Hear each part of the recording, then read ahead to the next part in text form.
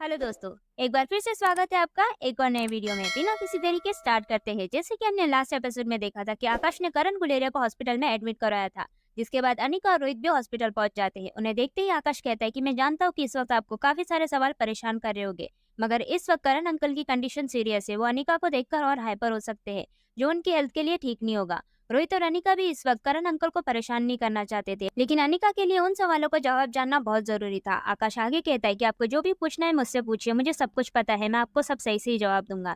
इस पर अनिका कहती है कि डीएनए टेस्ट करवाने के लिए आपको मेरे सैंपल्स कब और कहाँ पर मिले। इस पर आकाश कहता है कि जब न्यूज में आपकी लाइव स्ट्रीम हुई तब करण अंकल ने मुझे आपके बारे में इन्फॉर्मेशन निकालने के लिए कहा था और साथ ही साथ आपको प्रोटेक्शन देने के लिए भी कहा था। जिस दिन कॉलेज में आप पर अटैक हुआ था उस दिन हम लोग आप पर नजर बनाए हुए थे। जिस आदमी ने आपके बालों के सैंपल्स लिए थे, मेरे आदमी ने उसका पीछा करके उससे वो सैंपल्स छीन लिए थे, जिसके बाद हमने डीएनए टेस्ट करवाया और हमें पता चला कि आप गुलेरिया खानदान की औलाद हो। इस पर अनिका कहती कि हो सकता है वो आदमी पहले से ही जानता हो कि आपके आदमियों ने मुझे प्रोटेक्शन दिया हुआ है और उसने जानबूझकर ये सब प्लान करके सैंपल्स बदल दिए हो। अनिका की ये दलीलें सुनकर रोहित और आकाश दोनों हैरान थे।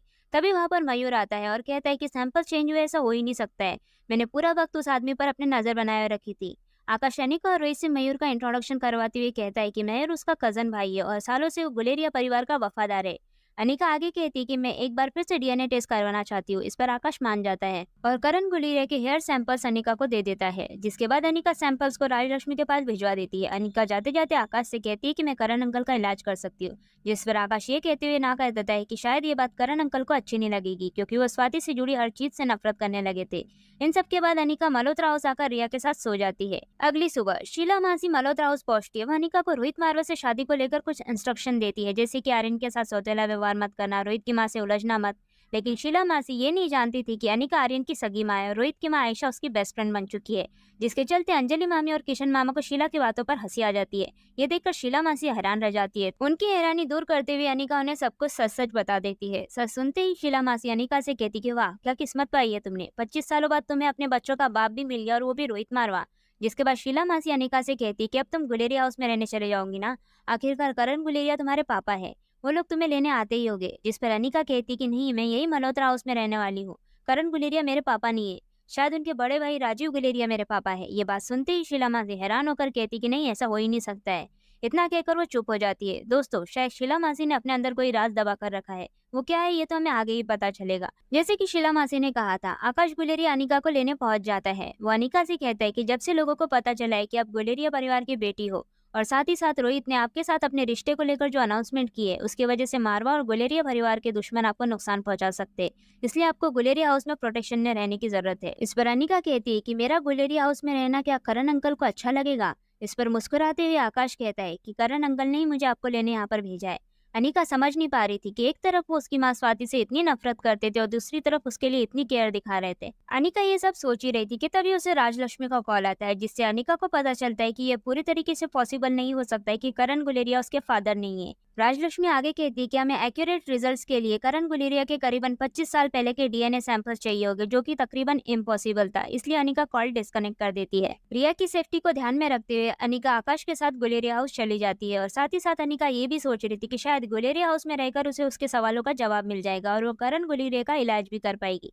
गुलेरिया हाउस पहुंचते ही अनिका बेडरूम में जाकर सो ही रही होती कि तभी उसे कुछ क्लिक होता है कि उसे 25 साल पहले की डीएनए सैंपल्स मिलना तो मुश्किल था, लेकिन वो 25 साल पहले की करण और राजीव गुलेरिया की ट्रैवल हिस्ट्री निकालकर उसके बायोलॉजिकल फादर का पता लगा सकती है। इन दोनों में से जो भी उस वक्त मनाने गया होगा जिस वक्त स्वाति प्रेग्नेंट हुई थी, उसे पता लगाया जा सकता था कि अनिका का बायोलॉजिकल फादर कौन है। दूसरी ओर आकाश गुलेरिया इंडस्ट्री के हेडक्वार्टर जा रहा होता है। वहां पर पहुंचते ही उसे पता चलता है कि कंपनी का सर्वर किसी ने हैक कर लिया है। ये सुनते ही आकाश डर जाता है, क्योंकि सर्वर हैक होने की वजह से गुलेरिया परिवार रातों रात सड़कों पर आ जाता। आकाश सोचता है कि ये काम रोहित मारवा का हो सकता है, मगर वो ये सोचकर बात को उड़ा देता है कि रोहित इस तरीके की हरकत कभी नहीं करेगा। तभी आकाश का सिक्योरिटी गार्ड उसे बताता है कि हैकर करण गुलेरिया की 25 साल पहले की हिस्ट्री चेक कर रहा है। उसके बाद वो राजीव गुलेरिया की 25 साल पहले की ट्रैवल हिस्ट्री चेक कर रहा है। इससे आकाश कंफर्म हो जाता है कि रोहित ने अनिका के लिए गुलेरिया इंडस्ट्री के सर्वर को हैक किया है। इसके क्लैरिफिकेशन के लिए आकाश रोहित को कॉल करने ही वाला था कि तभी उसे उसका सिक्योरिटी गार्ड कहता है कि हैकर हमारे सिस्टम से बाहर निकल गया है, उसने हमारी कॉन्फिडेंशियल फाइल्स नहीं देखी है। जिसके चलते आकाश को लगता है कि शायद रोहित सिर्फ करण गुलेरिया की ट्रैवल हिस्ट्री जानना चाहता होगा, उसे गुलेरिया बिजनेस में कोई लेना देना नहीं था। इसलिए आकाश रोहित को कॉल नहीं करता है। दोस्तों, आपको बता दूं कि रोहित ने सर्वर हैक नहीं किया था। दरअसल अनिका ने राजलक्ष्मी से कहकर उसके बॉयफ्रेंड के थ्रू गुलेरिया इंडस्ट्री का सर्वर हैक कराया था, जिससे उसे पता चला था कि 25 साल पहले करण गुलेरिया मनाली नहीं गए थे।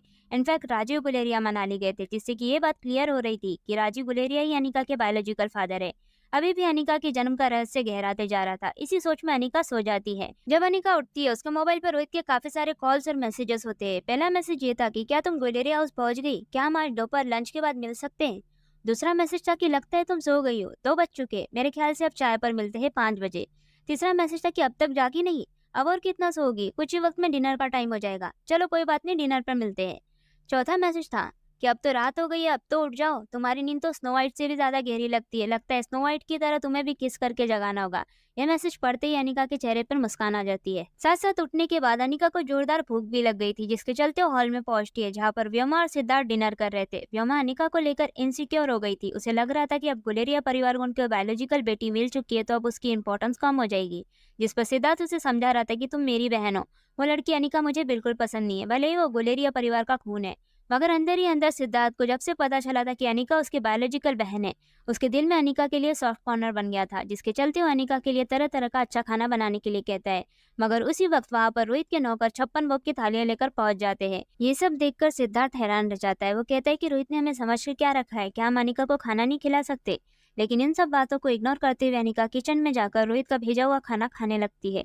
अनिका ने सिद्धार्थ और व्योमा को पूरी तरीके से इग्नोर कर दिया था, क्योंकि सिद्धार्थ ने उसके बारे में पार्टी में गलत खबरें फैलाई थी। व्योमा का बिहेवियर भी उसे अच्छा नहीं लगा था। अनिका का बिहेवियर देखते हुए सिद्धार्थ को इरिटेशन होती है, मगर गुलेरिया हाउस की केयरटेकर शारदा उसे समझाती है कि मैंने बरसों से गुलेरिया परिवार को जोड़े रखा है, मैं इस अनिका की वजह से इसे टूटने नहीं दूंगी। शारदा बरसों से गुलेरिया हाउस की वफादार थी, उसे स्वाति से नफरत थी और अनिका का चेहरा भी उससे मिलता जुलता था, जिसके कारण जाहिर सी बात है कि शारदा को अनिका भी पसंद नहीं आ रही थी। खाना खाने के बाद अनिका रिया को ढूंढने लगती है। वो शारदा से पूछती है कि पिंकी का कमरा कहाँ है। इस पर शारदा अनिका को पिंकी के कमरे का रास्ता बताती है।